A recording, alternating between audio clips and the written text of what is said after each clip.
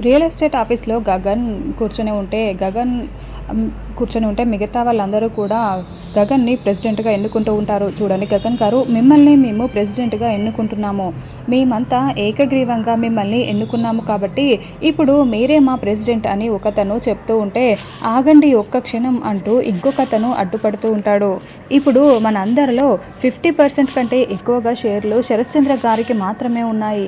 కాబట్టి ఆయన డెసిషన్ లేకుండా ఈ గగన్ గారే ప్రెసిడెంట్ అని మనం మాత్రమే నిర్ణయం తీసుకోలేము అని అతను అడ్డుపడుతూ ఉంటాడు.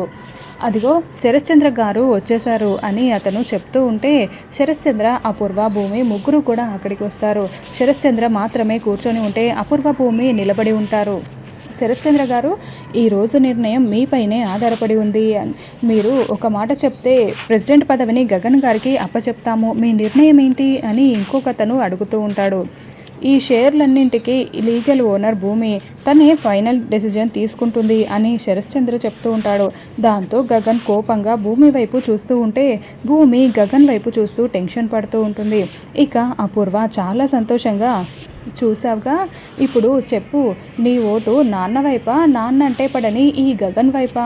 నువ్వు ఇప్పుడు ఏం నిర్ణయం తీసుకుంటా అది నీకే ప్రాబ్లం అని అపూర్వ చాలా సంతోషంగా చెప్తూ ఉంటే, భూమికి ఏం చేయాలో అర్థం కాక టెన్షన్ పడుతూ ఆలోచిస్తూ ఉంటుంది.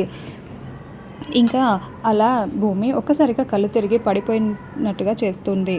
అపూర్వ భూమిని పట్టుకుని, అలా భూమి కళ్ళు తిరిగి పడిపోవడంతో అందరూ భూమి భూమి అని గగన్, శరశ్చంద్ర, అపూర్వ భూమిని పిలుస్తూ ఉంటారు. ఇంకా అలా భూమిని అపూర్వ భుజం మీద తల పెట్టుకొని నడిపించుకుంటూ తీసుకొని వెళ్తూ ఉంటుంది.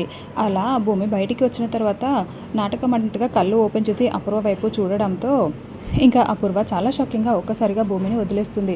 చూసావా నా ప్లాన్ ఎలా ఉందో?